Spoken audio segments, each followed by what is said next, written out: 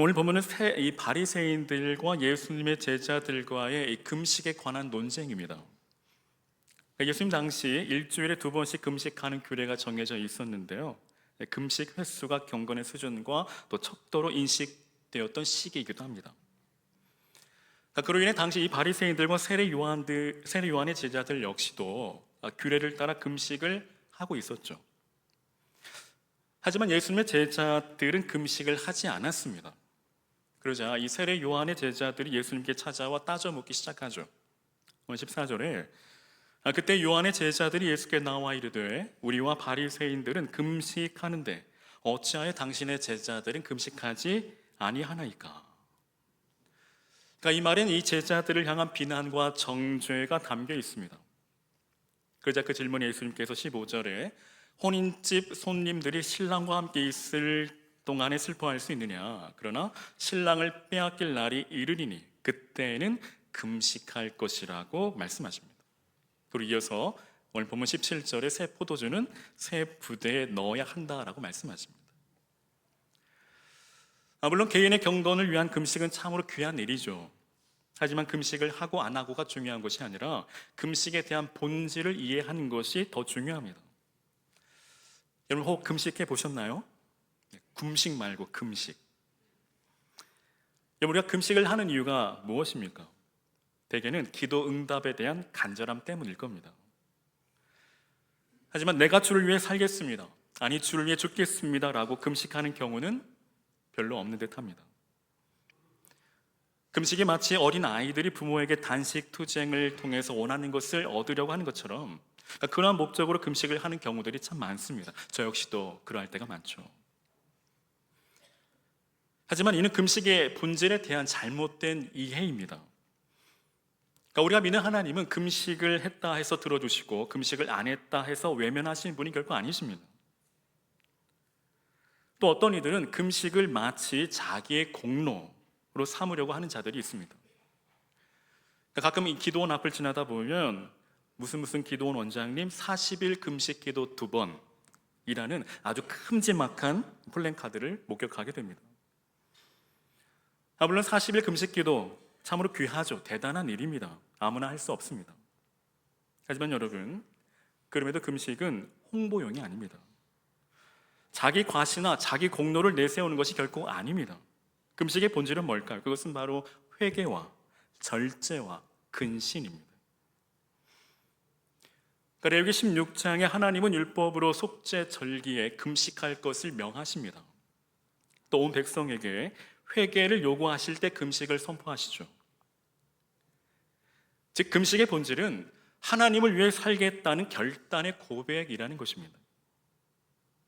이는 금식뿐 아니라 그 밖의 모든 경건의 생활도 이와 같습니다.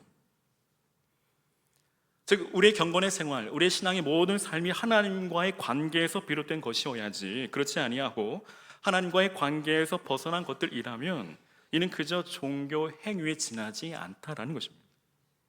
즉 우리의 구원과 전혀 상관없는 일이라는 것이죠. 믿음과 전혀 관계없다는 말입니다. 그런 의미에서 우리가 드리는 우리 예배도 마찬가지죠. 오늘 이 시간이 주님과의 만남이 아니라 주님과의 관계 맺는 시간이 아니라면 그저 종교 행위에 지나지 않습니다. 하지만 당시 바리새인들과 이 서기관, 그 밖의 이 종교 지도자들은 그저 외식적으로 사람들에게 보이려고 금식하며 기도했습니다. 즉 내용은 없고 형식만 남아있는 껍데기 신앙뿐이라는 것입니다. 여러분, 참 신앙은 고행이 아닙니다. 참선이 아닙니다. 수행이 아닙니다. 돌을 닦는 것이 아닙니다. 신앙은 관계, 즉 하나님과의 관계입니다. 15절을 보십시오. 예수님은 신앙생활을 혼인집에 비유하고 계십니다. 그리고 예수님 자신을 신랑에 비유하십니다. 이어서 17절에 새 포도주는 새 부대에 넣어야 한다라고 말씀하시죠. 여기 새 포도주는 기쁨과 희락의 상징, 곧 예수님 자신입니다. 그리고 여러분, 신앙생활은 기쁨이고 잔치이고 축제입니다. 여러분 결혼식에 가보십시오. 잔치 분위기죠. 축제입니다. 하지만 당시 이 바리새인들과 이 종교 지도자들의 분위기는 마치 장례식과 같습니다. 그 이유가 뭘까요? 그 이유는 바로 하나님께서 새 시대, 새 언약, 새 은혜로 예수님을 보내주셨지만 그들은 그 은혜를 담지 못하고 낡은 가죽 부대가 되어 터져버리고 말았기 때문입니다. 혹 오늘 우리 안에도 신앙생활을 하면서 아무런 기쁨이 없고 아무런 감사가 없고 아무런 감격이 없다면 무엇보다 먼저 주님과의 관계를 점검해 보아야 합니다. 만약 주님과의 관계에 문제가 있다면 그 관계를 어떻게 수선할 수 있을까요? 그 관계를 어떻게 회복할 수 있을까요? 그 방법은 바로 낡은 가죽 부대를 버리고 새 부대가 되는 것입니다. 즉, 옛 사고방식, 옛 마음가짐, 옛 사람을 벗어버리고 새로운 사고방식과 새로운 마음가짐과 새 사람을 입는 것입니다. 그럼 첫 번째, 새 부대가 되기 위해선 어떻게 해야 될까요? 바로 옛 사고방식을 벗어야 합니다. 옛 사고방식, 이는 곧 세상적 가치관입니다. 다시 말해 이는 내가 주인된 삶을 말합니다. 여러분, 세상은 말합니다. 그리고 사단은 우리에게 속삭입니다. 내가 세상의 중심이고 내가 주인이다. 하지만 성경은 말합니다. 세상의 중심은 내가 아닌 오직 예수 그리스도시요 너는 주인이 아닌 그분의 종이라고 말입니다. 여러분, 시인과 촌장의 이 가시나무라는 노래를 여러분 아시죠? 몇 번 소개해드린 적이 있는 듯한데요. 그 노래 첫 소절에 내 속엔 내가 너무도 많아 당신의 쉴 곳 없네 내 속엔 헛된 바램들로 당신의 편할 곳 없네라는 가사 한 말이 있습니다. 근데 여러분, 혹 지금 우리의 마음의 현 상태가 이렇지 않나요? 과연 내 속에 무엇으로 가득 채워져 있습니까? 과연 내 마음의 중심엔 누가 자리하고 있는지 가만히 들여다볼 수 있기를 바랍니다. 사실 여러분, 늘 말씀드리지만 우리 개인의 삶뿐 아니라 우리의 가정 그리고 우리 교회 문제도 결국 내가 살아서 문제입니다. 마치 나 자신이 개선 장군이 된 것처럼 독립투사인 것처럼 앞장서면 안 됩니다. 그럼 반드시 문제가 발생합니다. 하나님은 그렇게 일을 하시지 않습니다.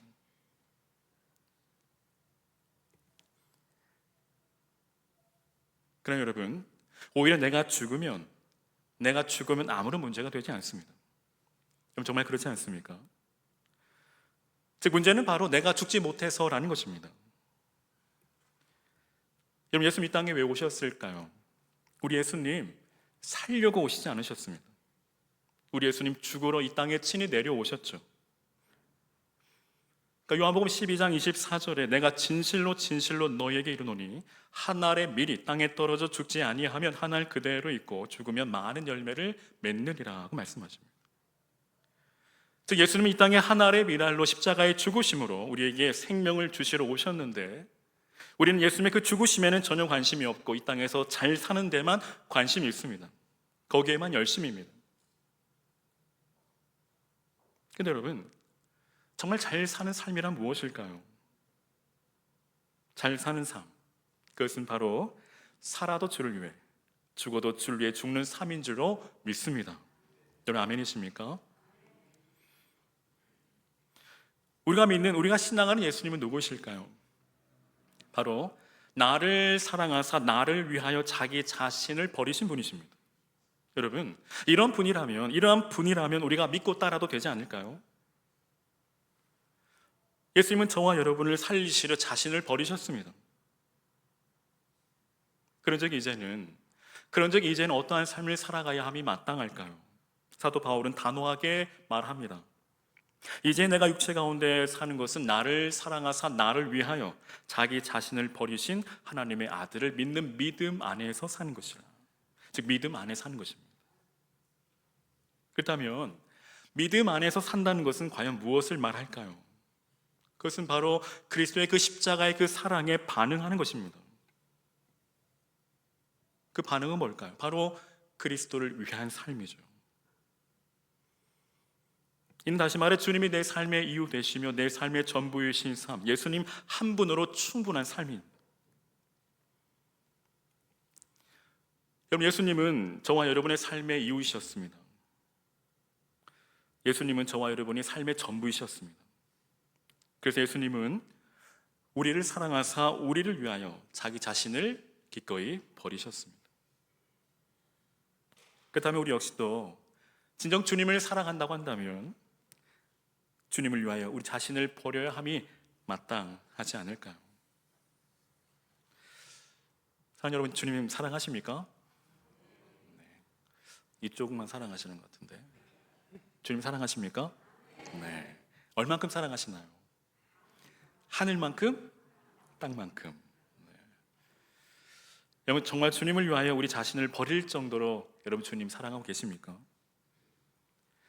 만일 주를 위해 우리 자신을 버리지 못한다면, 주님께 우리의 생명을, 우리의 삶을 드리지 못한다면 정말 주님을 사랑하는 것일까요? 그렇지 않습니다. 이는 그저 사랑하는 척 할 뿐이죠.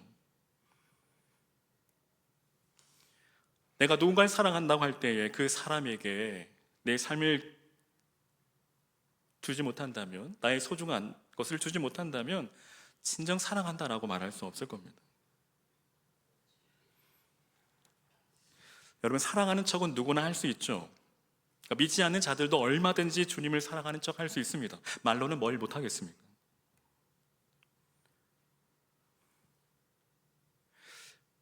당시 바리새인들이 그랬습니다. 그러니까 가룟 유다는 예수님의 뺨에 입맞춤을 한 사람이죠. 하지만 그들은 예수님을 배반하고 결국 예수님을 십자가에 못 박고 말았습니다. 우리라고 결코 유예라는 법은 없습니다. 분명한 사실은 주님을 사랑하는 자는 주를 위해 자신을 버리는 사람이라는 것입니다. 오늘 저와 여러분, 정말 주를 위해 우리 자신을 버리셨나요? 주님께 우리 생명을 드리기를 작정하셨나요? 바라기는 저와 여러분 주와 복음을 위해 기꺼이 우리 자신을 온전히 주님 앞에 드릴 수 있기를 주님의 이름으로 간절히 축원합니다. 둘째로 새 부대가 되기 위해서는 잘못된 습관을 버려야 합니다. 이는 곧 형식적인 신앙생활을 탈피하는 것이죠. 즉 껍데기 신앙을 벗어버리는 것입니다.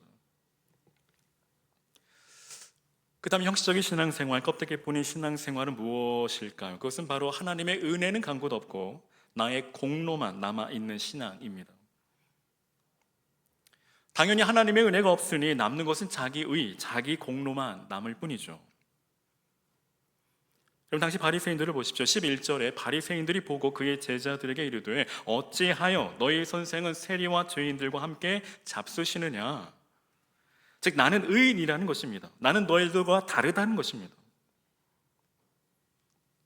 하지만 정작 그들은 자신들의 그 실체를, 그 죄악된 그 실상을 전혀 깨닫지 못했습니다.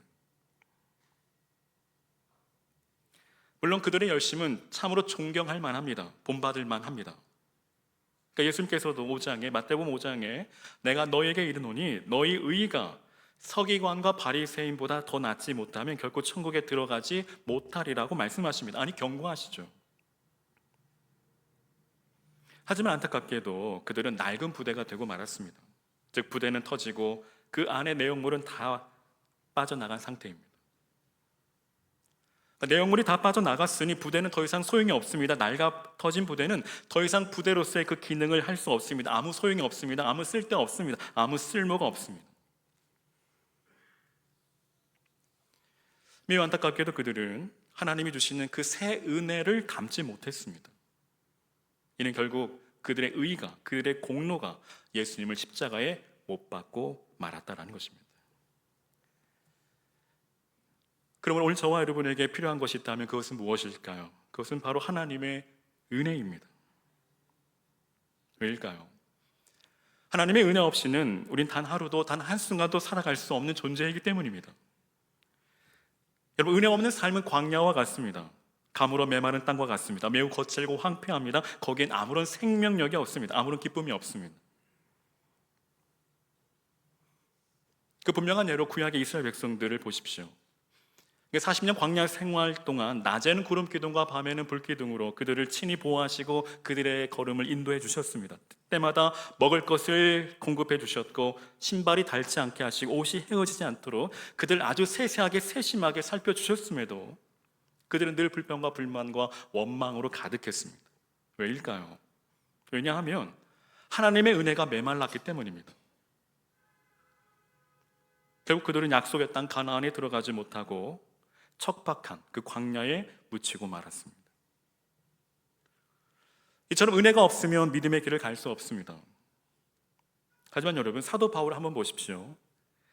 사도 바울의 삶은 이스라엘 백성들과는 정반대입니다. 사도 바울, 그는 회심 이후 광야와 같은 삶을 살았습니다. 그의 삶은 매우 거칠고 험했습니다. 가는 곳마다 고난과 핍박이 항상 그를 따라다녔습니다. 죽음의 위협이 늘 그를 도사리고 있었습니다. 언제 죽어도 전혀 이상할 일이 아닙니다. 그럼에도 그 삶의 불평과 불만과 원망의 목소리가 없습니다. 그는 칠흑 같은 감옥에 갇혔을 때에도 오히려 기도하고 하나님을 찬송합니다. 고난과 핍박 중에도, 죽음의 위협 속에도, 앞이 보이지 않는 절망 같은 상황 속에서도 그는 뭐가 그리도 기쁘고 감사했을까요? 구약의 이스라엘 백성들과는 전혀 다른 모습이죠.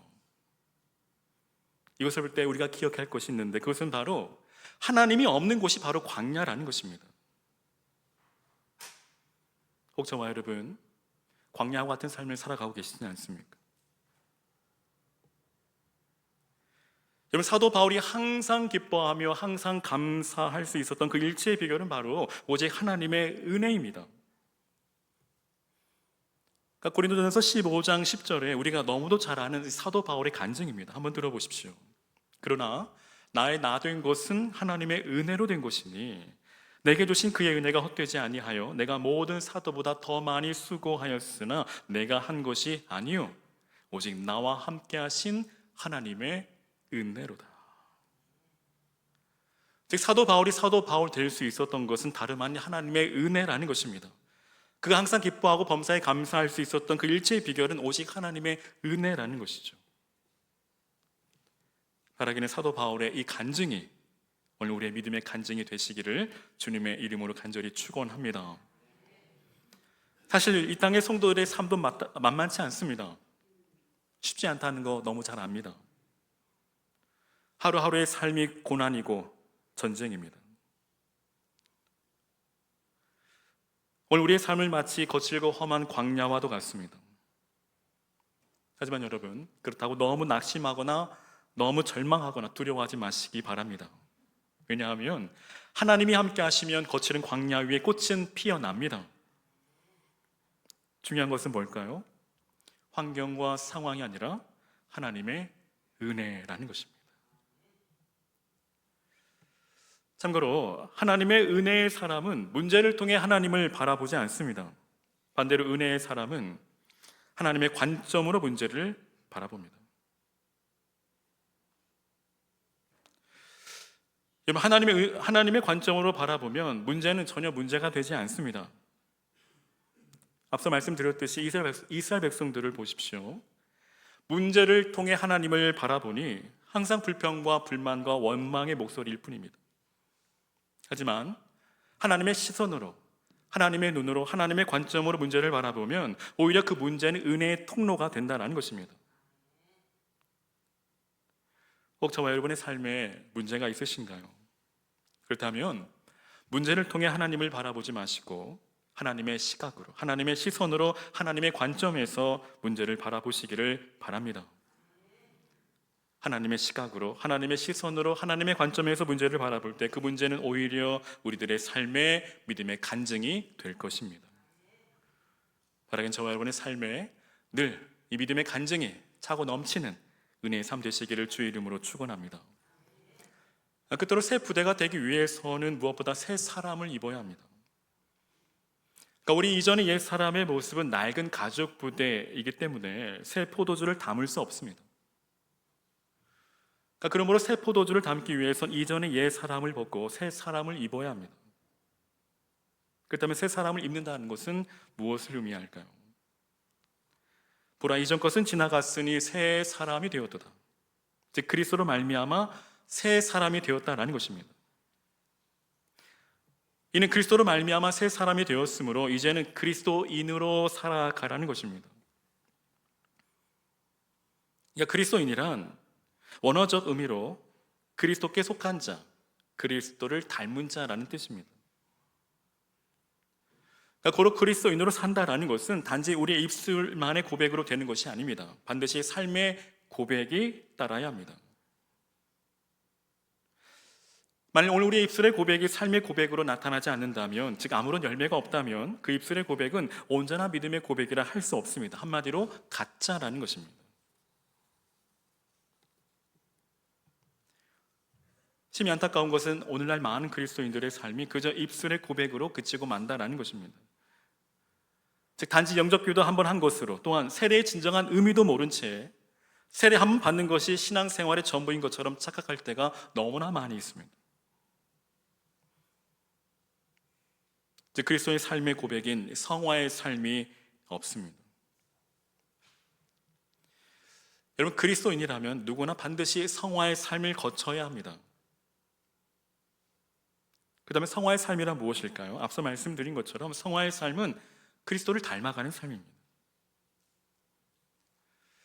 그러니까 복음성가 중에 낮엔 해처럼 밤엔 달처럼 이라는 찬양이 있는데 아마 대부분 다 알고 계실 겁니다. 그 찬양 가사 중에 2절에 보면 예수님처럼 바울처럼 그렇게 살 순 없을까? 남을 위하여 당신들의 온몸을 온전히 버리셨던 것처럼 주의 사랑은 베푸는 사랑, 값없이 그저 주는 사랑. 그러나 문제는 뭘까요? 같이 고백해 볼까요? 그러나 나는 주는 것보다 받는 것 더욱 좋아하니 나의 입술은 주님 닮은 듯하나 내 마음은 아직도 추하여 받을 사랑만 계수하고 있으니 예수여 나를 도와주소서. 여러분, 우리의 모습은 어떠한가요? 이 찬양 가사의 고백처럼 그저 우리의 입술만 예수님 닮지 않았나요? 우리의 몸을 하나님께서 기뻐하시는 거룩한 산 제물로 드리시기를 바랍니다. 주님께 거룩한 산 제물로 드리는 그것이 바로 예배이고 오늘이 바로 그 믿음의 현장입니다. 여러분, 거룩하다라는 뜻이 뭘까요? 거룩하다라는 말은 구별되다라는 말입니다. 할렐루야. 네. 목소리만 거룩한 것이 아니라 우리의 삶이 거룩해야 한다라는 것입니다. 그러니까 거룩하다라는 것은 구별되다라는 말이죠. 친히 하나님께서 구별해 주셨다라는 것입니다. 이거는 나의 공로고 나의 자격, 나의 의가 아니라 하나님의 무조건적인 선택이고 하나님의 은혜입니다. 그러므로 우리는 그 주님의 선택과 그 주님의 그 부르심 따라 세상과 철저히 구별된 삶을 살아가야 합니다. 여러분, 우리가 지금은 비록 이 땅에 두 발을 디디고 살지만 우리 이 땅에 속한 사람이 아니요, 어디에 속한 사람입니까? 하늘에 속한 하나님의 사람입니다. 믿으시면 아멘. 그러므로 우리는 이 세상의 방법, 이 세상의 가치를 따라 살아가는 삶이 아니요, 이제는 천국 백성으로서, 천국 시민으로서 합당한 삶을 살아가야 한다는 것입니다. 여러분, 천국은 죽어서만 가는 곳이 아닙니다. 죽으면 천국 가겠지, 그런 아니라는 생각을 버리시기 바랍니다. 이 땅에서 천국 백성으로의 삶을 살지 않는다면 글쎄요, 여러분, 천국은 천국 시민이 가는 곳이죠.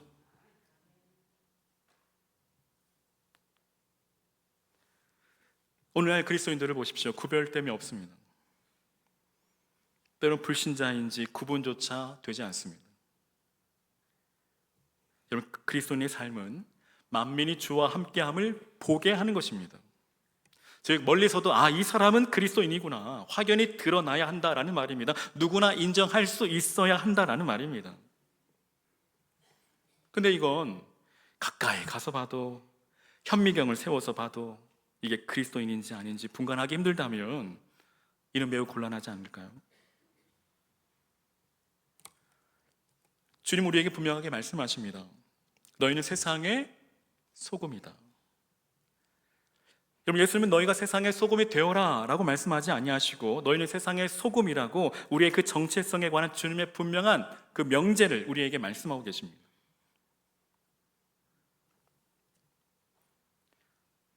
여러분, 주님의 계속된 경고의 메시지는 뭘까요? 소금이 만일 그 맛을 잃으면 어떻게 됩니까? 다만 밖에 버리워 사람들에게 밟힐 뿐이라고 말씀하십니다. 여러분, 우리는 주님의 이 경고의 말씀을 가볍게 흘려들어서는 안 됩니다. 맛을 잃은 소금은 누구를 말할까요? 맛을 잃은 소금은 바로 무늬만, 껍데기만 그리스도인인 사람을 말합니다.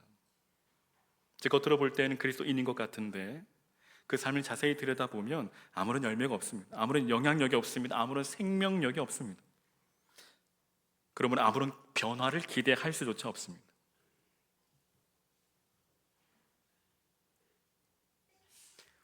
이는 그리스도인으로서 변화된 삶을 거부하고 세상과 동요되어 세상과 구별됨 없이 세상과 적당히 타협하고 세상에 길들여져 살아가는 그리스도인들을 말합니다. 여러분, 교회만 다닌다 해서 다 그리스도인이 아닙니다. 십자가가 세워졌다 해서 다 교회가 아니죠. 그리스도인의 삶은 반드시 예수의 흔적이 있어야 합니다. 이는 교회도 마찬가지입니다. 한 예로 구약 인물 가운데 맛을 잃은 소금처럼 밖에 버려져 사람에게 비참하게 밝힌 한 사람이 등장합니다. 그는 바로 누구일까요? 삼손입니다. 여러분 아는 것처럼 삼손은 날 때부터 나실인입니다. 즉 그는 하나님의 사람으로 철저히 구별된 자입니다. 하지만 어떻습니까? 그는 세상 즐거움에 빠져 세상 쾌락을 탐닉하고 자신의 힘만 믿고 살았던 사람입니다. 나실인으로서 구별된 삶을 살지 못한 그는 결국 그 인생의 비참한 최후를 맞이하게 됩니다. 근데 오늘날에도 이처럼 삼손처럼 머리카락에 잘린 크리스찬이 얼마나 많이 있는지 모릅니다. 저는 생각해 봅니다. 과연 이 땅에 의인 10명이 있을까? 하지만 그럼에도 간절히 바라기는 이 세대에 예수님의 12제자, 기드온의 300용사, 바알에게 무릎 꿇지 않는 그 700명처럼 구별된 삶을 살아가시는 저와 여러분 되시기를 주님의 이름으로 간절히 축원합니다. 그리고 무엇보다 하나님께서는 지금도 이 믿음의 순결을 지키는 하나님의 사람들을 통해 하나님의 역사를 이루어가고 계신다는 것입니다. 오늘 저는 저와 여러분 모두가 바로 이런 사람이 되기를, 하나님 나라의 그 역사의 믿음의 주인공이 되시기를 주의 이름으로 간절히 축원합니다. 이 세대에 무릎 꿇지 않고 이 세대에 철저히 구별된 거룩한 그리스도인으로 살아가시기를 주님의 이름으로 간절히 축원합니다. 사랑하는 여러분, 우리는 하나님의 은혜가 없이는 살 수 없습니다. 그리고 무엇보다 하나님의 은혜를 담아내기 위해선 새로운 부대가 필요합니다. 바로 저 여러분 모두가 새 부대가 되어 남은 한 해도 하나님이 이로부터 부으시는 하늘에 속한 모든 신령한 복과 은혜를 마음껏 받아 누리고 그 은혜가 강물처럼 흘러가는 은혜의 삶, 축복의 삶, 복의 근원 되시기를 주님의 이름으로 간절히 축원합니다.